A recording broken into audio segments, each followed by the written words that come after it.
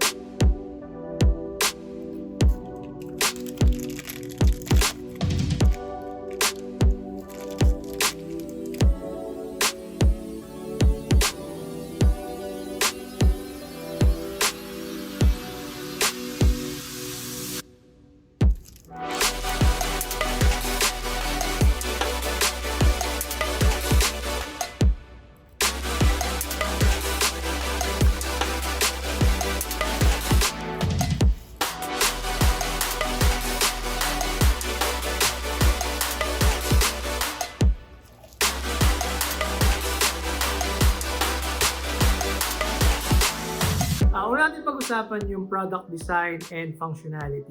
Keychron K6 is a 65% layout which is a very compact design compared to other layouts. In terms of build quality, majority of the casing is plastic but it has an aluminum frame around it which makes the keyboard more sturdy and durable.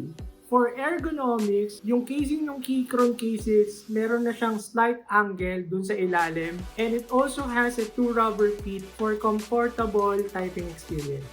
Yung profile naman ng keycaps ng keyboard is an OEM profile at meron na din siyang kasamang mga extra keycaps for the Mac layout. Pero kung plano nyong bumili ng mga custom or third-party keycaps for Keychron K6, make sure na bibili kayo ng set ng keycaps na merong 1.75 na shape na right shift key. At kung hindi ako nagkakamali, iba yung shape na itong right shift key sa mga ibang layout na mga keycaps. And yes, this keyboard is compatible for both Windows and Mac system. So, meron diyang switch sa left side ng keyboard na pwede kayo pumili kung Windows system ang pipiliin nyo or Mac system. Another feature of this keyboard is the Bluetooth connectivity, which can be connected up to 3 devices. Pero pwede nyo din gamitin yung keyboard as wired with the Type-C USB na kasama dun sa keyboard. At para naman sa switches, ang kasama nito is Keychron Red. But there are other options na pwede kayong kumuha ng Keychron Blue or Keychron Brown. And to mention, yung keyboard ko pala na to is a hot swappable keyboard, meaning pwede kong palitan yung switches in the future. At syempre, meron din tong RGB that has a 15 plus modes of lighting na pwede mong pagpilian. And lastly, the keyboard has a 4,000 mAh battery which can be used up to 240 hours of typing according to the Keychron website. Pero based on my experience, parang mga kahit 5 days kung hindi charge yung keyboard ko, hindi pa rin siyang nalalobat. Bakit ko nga ba pinili itong Keychron K6?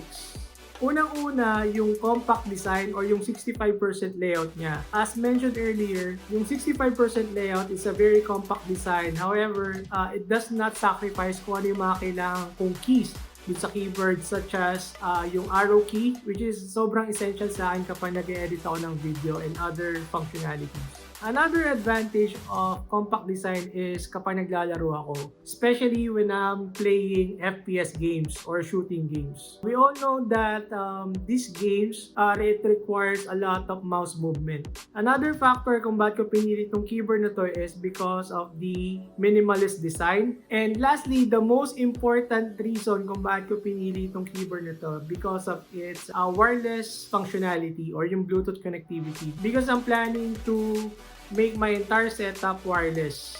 for sleek and clean setup. At syempre, hindi makakompleto tong video na to kung wala tayong typing sound test.